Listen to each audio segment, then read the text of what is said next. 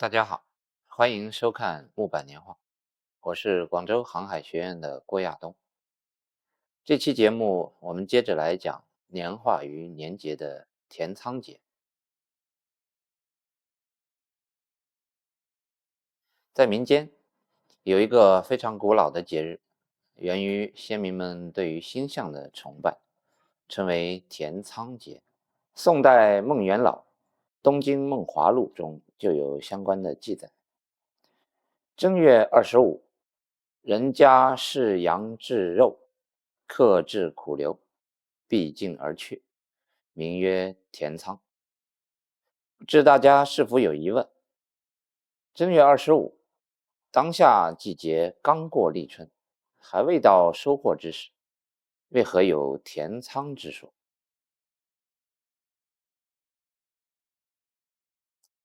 填仓节别名天仓节，天仓节，一个是添加的添，一个是天空的天。填仓节呢，又有大填仓、小填仓之说。时间呢，在每年的正月25，据说是仓王爷的生日。这是中国民间一个象征新年五谷丰登的节日。所谓填仓，意思是填满仓谷。天仓习俗起源于秦汉时期古人形成的天仓观念。天仓与古代的星象，也就是未宿、天仓星的占卜相关，并在此基础上发展而来。对于28星宿之一的未宿崇拜，《史记》有载：未为天仓，其南众星曰会稽，也就是存放草料的房舍。古人的天仓观源于星象的占卜，认为天上星宿的变化和人间的吉凶有着密切的关联。未宿，明则天下和平，五谷丰年，不然反是也。他们认为星象各有所思，卫星则主管粮食的收成，是需要人们进行祈福的。粮食的丰欠与百姓息息相关，同时关乎国家的稳定与发展，因此，当时民间普遍存在天仓的观念。另一种说法是，天仓节源于对天仓星的崇拜。在《晋书·天文志》中，天仓六星，在楼南，古所藏也。天仓星属28星宿之一，楼宿三星中的仓星。《史记·天官书》中，楼为聚众。古代的天文典籍把楼宿视为主管牧羊、牺牲或兴兵聚众的地方。楼宿星象解析，其星明，象征国泰民安，否则会兵乱四起。天仓星位置在楼宿南边，谷储藏的地方。因天仓星形似粮仓，故誉为天上的粮仓。民间传说官吏放粮。关于填仓节，还有一个民间的传说。相传古代有一年赤地千里，颗粒无收。可是封建帝王不顾百姓的死活，依旧暴敛征税。那百姓呢，就怨声载道，民不聊生。有个看守粮食的官吏于心不忍，便开放粮仓，救助了百姓。他知道这触犯了王法，皇帝不会放过他，于是他一把大火把仓库烧掉，自己也投身火海中。后来家家户户打屯填仓，用填满谷仓的方式来感谢这位好心的官吏。田仓节作为与农耕生产息息相关的一个传统节日，古老的民间习俗自然都是以农事生产和粮食的丰献为主题。具体列举如下：打屯。早上在太阳没有出来之前，早早的把灶堂里的草木灰掏出来，用簸箕盛好，就开始在院里画屯。那什么是屯呢？屯即过去农村老百姓用来存放粮食的一种容器。具体的做法我们指的是这个习俗当中打屯的做法是以簸箕盛锅底草木灰，以木棒敲打，使其洒漏，在地上画出这个仓屯的形状，然后再撒进一些麦粒、高粱、谷子、豆子或者是玉米粒等粮食，祈求来年五谷丰登，也称之为打屯、填仓。然后再用一块砖将粮食盖住，称为压仓。仓外边还常画个梯子，意喻粮屯高高，需要用梯子才能够爬上去。部分地区在填仓时还要响几声鞭炮，在圈内爆响，取意粮食爆满粮仓。在这里呢，是否有一个疑问？那为什么用的是草木灰？其实呢，在民间，草木灰是能够拿来当肥料使用。那草木灰是一种很好的农家肥，那它可以当做这个基肥来使用。用这个草木灰打屯，寓意草木灰能够很好的滋润这个粮食，来年也能够大丰收。同时，草木灰还能够抑制这个病虫害。农业生产最怕这个虫害，如果遇到大的虫害，一年的耕作就可能受到很大的损失。将草木灰撒施在土里，可以杀死地下的病虫与病菌的病害等。先人们就很巧妙地运用到草木灰的这个特性，那希望来年的虫害能够远离粮食，能够再多收一点。点灯祀神，北方民间在填仓节这一天呢，有点灯祀仓神的习俗。凡是与饮食有关的地方均要制灯，俗称点遍灯、烧遍香，家家粮食填满仓。点灯的习俗源自民间对火的崇拜，因为有了火，才会使人类与动物界彻底的分开，从而吃上了熟食。火在促使人类文明发展上面起到了重要的作用。火能为人类带来光明，同时又有了一些象征性的意义，如圣洁、兴旺、快乐、幸福驱邪消灾等等。那在这天点灯祀神，认为火能够照除不祥，在来年能迎来兴旺。山西的填仓节文化非常的丰富多样，在孝义有一种特殊的灯呱呱灯俗，制作灯的材料是熟米面。灯呱呱分为上下两个部分，上半部分为灯，一般是四角形，四边有沿，中间凹进去，在中心插一根骨穗灯芯，灌入麻油，下半部分则捏一个动物的造型，类似灯座。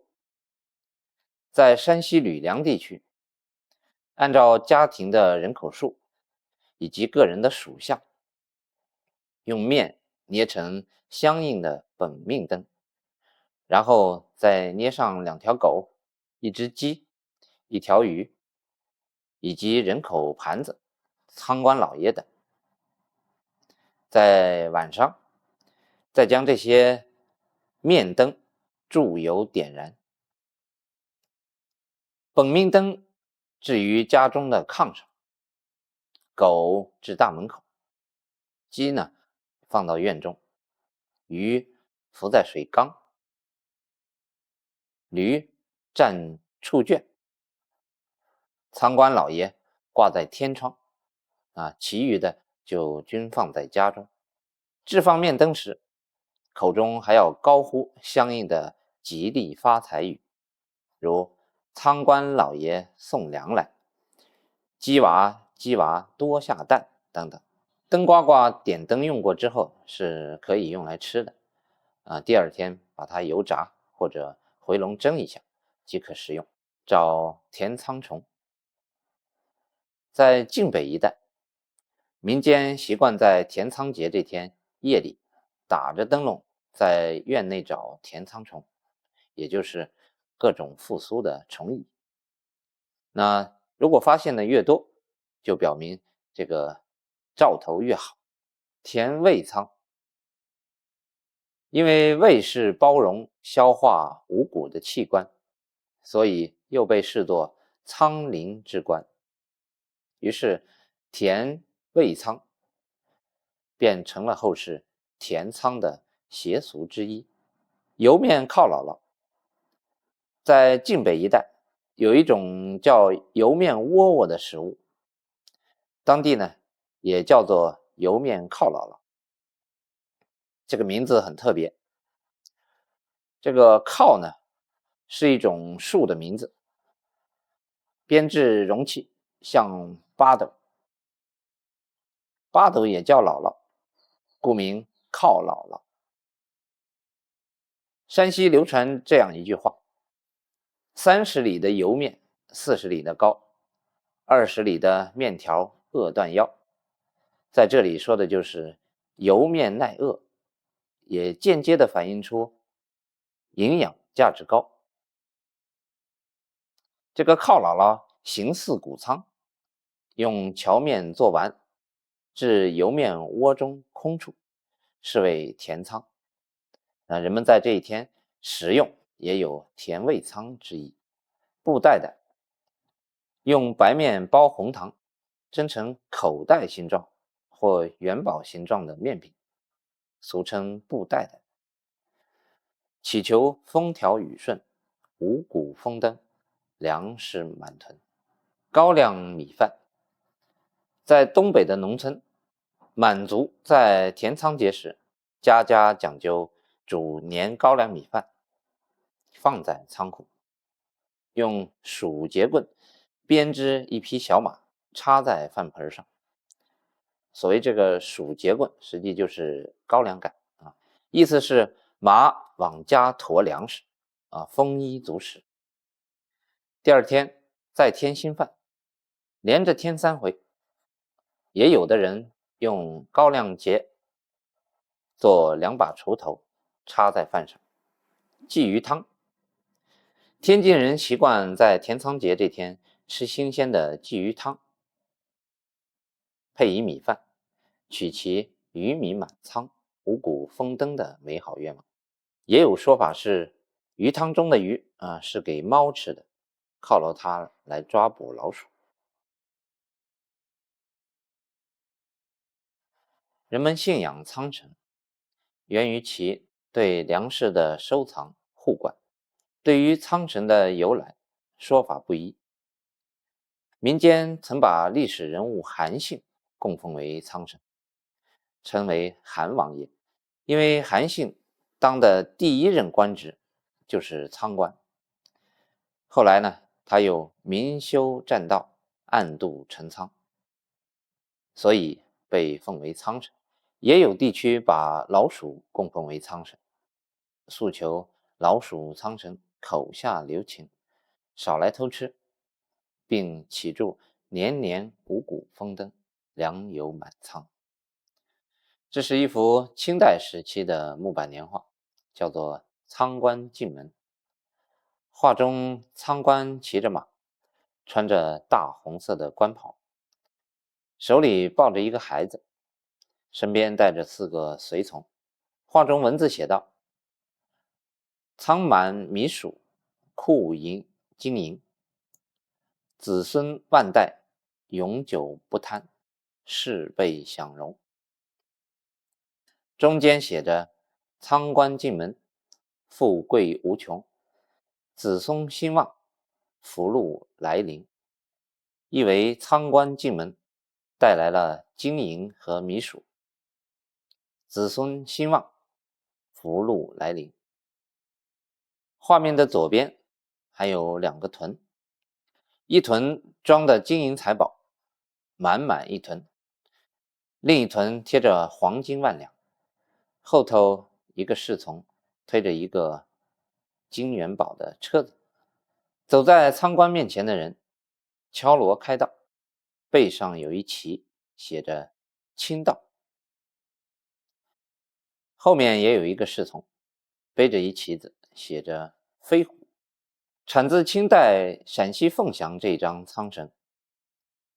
画中仓神为白面，3撮黑长须，身穿合欢纹饰红袍，戴官帽，旁边2副对联写着年年取不尽，月月用有余。左右2个童子手持金斗和帐布，上额题仓神功，颜色以红黄为主，蓝色为辅，少见绿色。那接下来我们看我身旁的这个仓神画。那这个仓神画是民间常用的一种纸马。一般呢把它贴放在这个粮仓的仓库上面。那画面中的这个仓官身着官服那么仓官用来主管粮仓。那这张画产自河北的内丘。那河北内丘呢，也是这个民间纸马比较盛行的一个地方。纸马呢，一般是用来祭祀神帝所使用的物品。有些是用来焚烧的，有些是用来张贴的，用法不一，种类也很多。那这张河北内丘的仓官神马用法也是用于张贴，张贴在仓房或者粮屯上面，然后供一香炉，点2支蜡烛，一盘面膜。这个是祭祀仓神时候的一般的这种方法。那仓神一般是春节前请神起，供奉至正月17，然后正月25为仓官的生日，要早起焚香祭祀仓官。正月25前不开仓，不出仓粮食，25过后才开仓取粮卖粮。填仓节源于对星象的崇拜，希望自家的粮仓也能如天上的粮仓，时常仓满。